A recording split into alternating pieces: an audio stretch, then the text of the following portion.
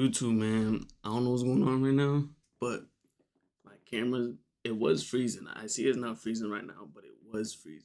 I don't know. It was low key stressing me out, bro. But right now we got 70 animals that are impossible to keep in captivity. If my camera freezes, bro, I'm sorry, bro. Just bear with me, bro. Wild animals roam across territories that can extend for miles, and others swim around the world in search of their desired prey. This is why many of us feel uncomfortable seeing animals in captivity, and thankfully over the years bans have been put in place to stop zoos from keeping certain animals in captivity. Of course, keeping animals in captivity is essential for the survival of some species, as some creatures are only clinging on because of captive breeding projects, and injured or ill animals can be successfully rehabilitated in captivity and released into the wild. Even though some zoos and aquariums have tried to multiple times in the past, there are certain animals that are impossible to keep in captivity. Certain animals have evolved to suit different ecosystems and have adapted to different climates and ways of life, and it's impossible for us to recreate some of these conditions in captivity. In today's video, we'll be going through just some of the animals that are impossible to keep in captivity, and the instances where keeping them in captivity was attempted and how they perished. To start off with, we'll be taking a look at arguably the most famous example, and to find the animal in question, we'll have to head into the world's oceans. The great white shark is one of the most formidable marine predators on the planet, being capable of targeting animals as large as elephant seals. They are only really bested by the mighty orca, and of course from time to time they do claim human lives. Unless you're an adrenaline junkie or a very brave diver, you'll likely never get to see this animal swimming in the wild. And this is despite the fact that many of us would like to if it was safe. This is why a few different aquariums have attempted to keep this giant fish in the past, but so far it's always ended in tragedy. At first, this might seem strange as there are plenty of sharks that have been successfully kept in captivity, including the largest fish in the world, the whale shark. To get an idea as to why they suffer in aquariums, all you have to do is look into their lifestyle, as a great white's life is in constant motion. To be able to breathe, the great white needs to be constantly moving, and this becomes stressful in the confines of even the largest aquarium. Great whites also migrate great distances to find new feeding grounds, and there is no way to replicate this in captivity. There is no need to keep this shark in captivity as it won't help to increase their numbers, and the intentions of the aquariums attempting to keep them are highly suspect. If you wanted more people to visit your aquarium, then one of the best ways to do so would be to keep one of these giants alive, but so far no aquarium has been able to do so for a long period of time. Back in 2016, a 3.5 meter shark only lasted 3 days in Okinawa Aquarium, but some other aquariums have had success keeping juveniles over a long period.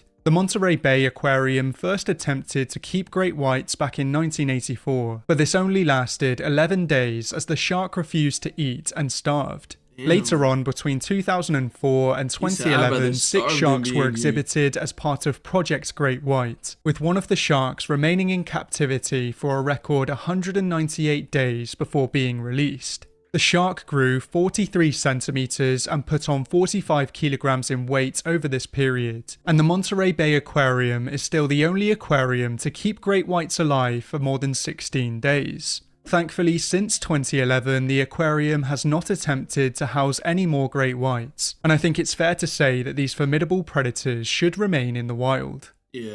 Humans have been keeping gorillas in captivity for over 100 years, but if you look closely at these animals, you'll notice something interesting. None of the many gorillas kept in captivity are mountain gorillas, as past attempts have proven that it's impossible to keep them alive for long. If you want to see these primates with your own eyes, then you'll need a guided tour to track them down in the wild. And this can be difficult as there are only an estimated 1,063 remaining in the wild. Back in the 60s and 70s, there were multiple attempts. There's gorillas. There's a gorilla species that's about to be extinct, bro. 1,000 of them left. That's crazy, bro. 1,000 gorillas left. Like, mountain gorillas. That's to capture mountain gorillas to create a captive breeding population, and this often involved killing adults to take their young. In every single case, these young gorillas didn't last long at all, which is rather... I know I keep looking over y'all, but I'm trying to make sure my camera's not freezing, like, because if it keeps freezing, I'm just gonna turn it off, bro. Like, it was bugging me. The strange, as other gorillas do relatively well in captivity. It's been suggested that mountain gorillas have a much more specialized diet in the wild which can't be replicated in captivity, and others believe that they die due to the stress of being taken from the wild. Imagine being able to build an app with your name on it just by thinking about it. Meet Base 44. Loki forgot. These mammals live a very quiet life in the misty mountain forests of Africa, and all the noises and changes to their life in captivity. Oh, you know what I need? Hold on, y'all. Alright, we back. Must be too much for them to process, because they are endangered and because the past attempts went so badly there haven't been any efforts since. And personally, I think it's a very good idea to leave these animals to have a peaceful life in the wild. If you've ever been to a zoo or an aquarium, you'll notice that none of the enclosures are suitable to house large whales. But some smaller whales such as beluga whales can survive in captivity, but it should come as no surprise that giants such as blue whales haven't been kept in aquariums. There is one large species of whale that has been kept in captivity for short periods, but in some cases they haven't survived the ordeal. Back in 1965, a grey whale called Gigi was captured and kept in captivity for research purposes, but died only 2 months later from an infection that was likely caused by her capture and stress. Later on in 1972, another whale cleverly named Gigi2 was captured, but this whale fared better, surviving for a year before being released into the wild. After a whale beached herself in California in 1997, she was quickly taken to SeaWorld San Diego. She was kept here for 14 months and was given the name of JJ, and eventually she was released into the wild after growing too large for the facilities. JJ remains the largest marine mammal to be kept in captivity, and at the time of her release she weighed 8.7 metric tons. One of the struggles with feeding a grey whale in captivity is mimicking how they feed in the wild, as they don't feed in the same way as most other baleen whales. They'll dive to the ocean floor and collect a large amount of sediment, and then they'll filter out crustaceans from the sediment. To mimic this behaviour in captivity, the keepers put fish at the bottom of JJ's pool, but eventually she would take food from the keepers directly. All of the grey whales that have been kept in captivity were juveniles, and it would be completely impossible to keep a fully grown grey whale in an aquarium for any amount of time. One of the reasons why grey whales have fared better than other whales is because they are relatively social animals, with some even approaching boats in the wild. This could mean that they can deal with the stresses of being around humans better than others of their kind, but these animals really have no place in captivity and belong in the wild. So even though juveniles have been kept in captivity for long periods, there is no pool in the world that would be suitable for an adult grey whale. Lemurs are quite easy to find in zoos around the world, and for some species lemurs are quite easy to find in zoos around the world. What is bro doing, bro?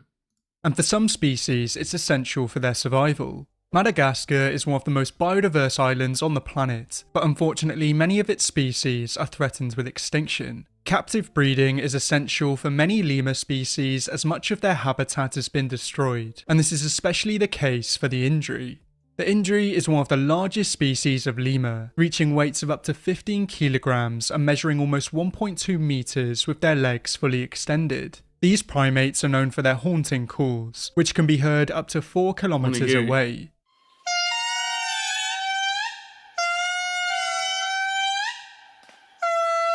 Imagine you in the woods and you just because the indri is in peril with only 1,000 to 10,000 remaining in the wild, it would be great if a captive breeding population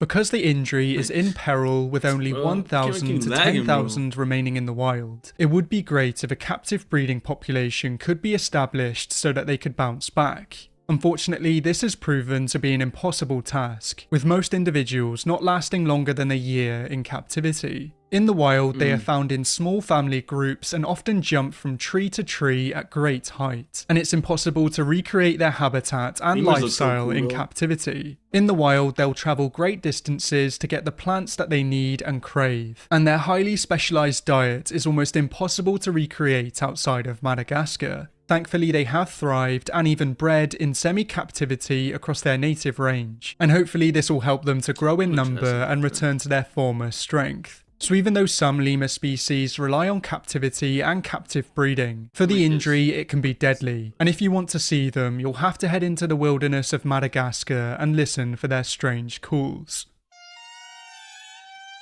Leopard seals are some of the most mysterious and unnerving predators in our oceans, but the vast majority of people will never get to see one in the flesh. Some leopard seals have been kept in aquariums and zoos. People will never get to see one in the flesh. Some leopard seals have been kept in aquariums and zoos in the past, but this is usually the result of injured animals being found and rehabilitated. Back in 2007, a leopard seal named Casey called Taronga Zoo home, and this was after he was found washed up on a beach with a shark bite wound. He lived at the zoo until 2014, when they were forced to put him down following a prolonged illness. This shows us that it's possible to keep a leopard seal alive for a long period of time in captivity, but it's cruel, and unless the animal is unable to survive in the wild, it should never happen. Just like their fellow marine mammals, the orcas, they are extremely intelligent, and they have very specific dietary needs that can't be replicated in captivity.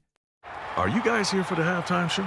Oh, no. Sorry, I'm still We're here to help people customize and save Liberty Mutual. Most young leopard seals use their strangely shaped teeth to filter krill from the water, and once they get older, they'll target anything from penguins to sharks and even other pinnipeds. Of course, it's also impossible to recreate their natural habitat for the leopard seals that live in the Antarctic, but it isn't as bad for the leopard seals that travel around Australia and New Zealand from time to time. The extreme difficulty in keeping these animals happy and healthy is one of the main reasons why you won't see them in zoos and aquariums. But another very serious reason is their behaviour. In the wild, leopard seals are only really hunted by orcas, and they'll feed on and play with all other animals that they come across. They are known for being playful, but also have an aggressive and unpredictable nature, and tragically they have claimed the life of a human in the past. This means that not only is it cruel for the seal, but it's also dangerous for the keepers, which is yet another reason to leave them at peace in the wild.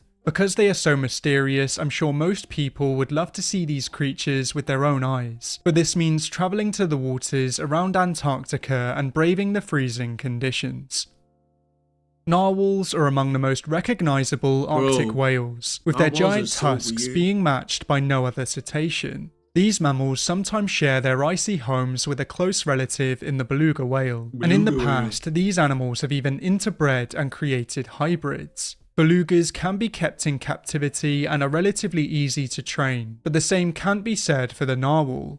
Back in 1969, the New York Aquarium tried to keep a young narwhal in a pool, and this was after the narwhal's mother was killed by hunters. The aquarium provided a beluga whale to act as the young narwhal's stepmother, but unfortunately it died after less than a month in captivity.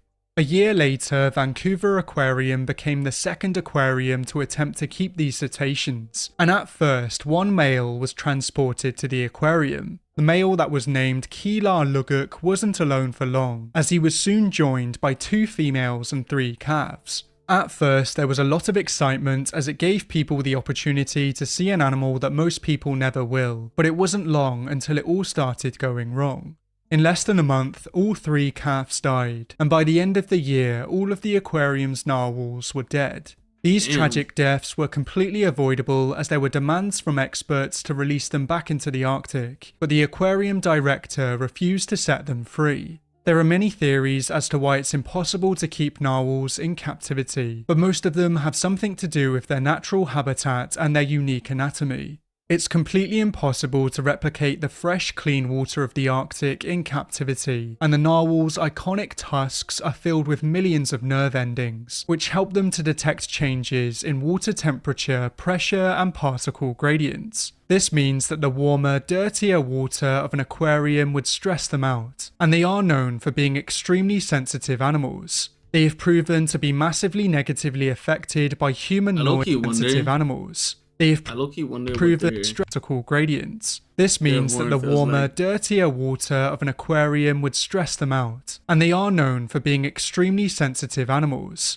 They have proven to be massively negatively affected by human noise in their natural habitat, and they usually thrive in large family groups. This shows us that an aquarium would be one of the worst places for a narwhal to be. So if you want to see these majestic creatures with your own eyes, then you'll have to head to the Arctic. It looks so weird. The leatherback sea turtle is the largest living turtle in the world, and it's the largest non-crocodilian reptile. Some sources claim that they are capable of reaching a maximum weight of around 500 kilograms, and they can measure up to 2.7 meters in length. In the wild, they live a life that's different to all other turtle species, and they have a few distinct adaptations that aid their strange lifestyle. They are capable of diving to great depths in search of food, and their leathery skin helps them to withstand the pressure in deeper waters. They also have many backwards-facing teeth in their mouths and in their throats, and this helps them to dispatch and swallow their desired prey, which is usually jellyfish. Even though it's not completely impossible to keep these giants in aquariums, they don't do well in captivity and they are unable to reach maturity in an aquarium setting. Like the great white, these animals are constantly on the move in the wild, and in captivity they always bump into walls and injure themselves. Young leatherbacks are sometimes kept in research facilities for the start of their lives before being released into the wild. But bro, imagine them things growing to be this big though. Like God, like them things is like not even a foot long and they turn into 8.5 feet. It's pretty much impossible to keep a fully grown adult in captivity.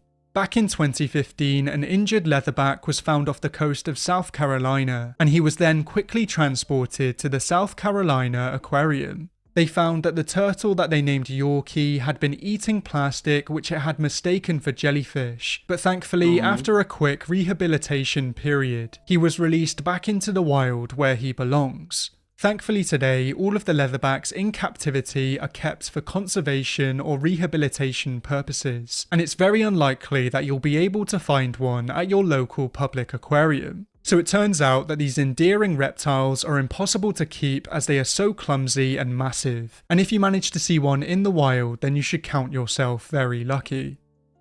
There are plenty of other animals that could have featured That's a good video, bro, because I can't lie. Like, it was a good video. This is some stuff that you gotta know about, you know. But look, I can't lie. This video, I was a little tripped tripped out because my camera was messing up, and before I couldn't even get my headphones to work, so I was low-key going through it. But look, y'all, I'm gonna catch y'all in the next video, bro. Easy.